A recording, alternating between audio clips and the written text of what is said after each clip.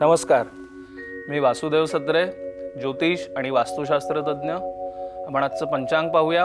23 जून 2024, तिथी येते आहे ज्येष्ठ कृष्ण द्वितीया, रविवार।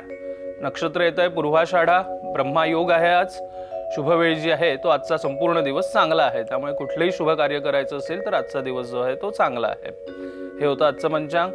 आपण आता पाहूया ज्योतिषाबद्दल। पंचम स्थानामध्ये जर का शुक्र राहू असेल एखाद्याच्या, तर अशा जातकांना आहे ना वारंवार परदेश गमनाचे योग येतात, किंवा मंगळ चांगला आहे पत्रिकेमध्ये, मेषेचा मंगळ आहे विशेष करून, आणि शुक्र राहू पंचमात आहे, तर असे जातक मोस्टली परदेशातच स्थायिक होतात। पण मंगळ एवढासा चांगला नाही आहे, फक्त शुभग्रहांनी युक्त आहे, पण पत्रिकेत फक्त शुक्र राहू पंचमात आहे, तर अशांना वारंवार परदेश गमनाचे योग येतात। आता वारंवार म्हणजे असं नाही की बाबा दर आठवड्याला परदेशात चाललेत, की बाबा 2 महिन्यासाठी गेलेत परत आलेत, परत 8 महिन्यासाठी गेलेत परत आलेत, असे योग येतात।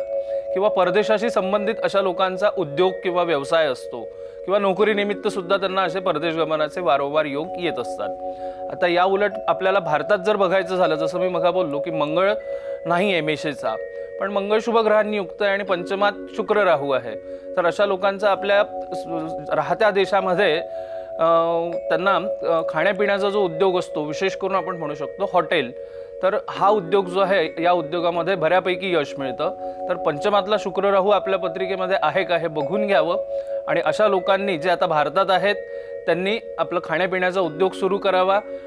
आर्थिक परिस्थिती जर का चांगली असेल तर हॉटेल व्यवसाय करावा, नाही तर घरगुती आपण खाण्यापिण्या संदर्भातले पदार्थ जे आहेत त्याचा उद्योग करू शकतो। आणि जे परदेशात आहेत त्यांना तर आहेच वारंवार परदेश गमनाचे योग। तुर्तास आपण इथेच थांबूया। नमस्कार।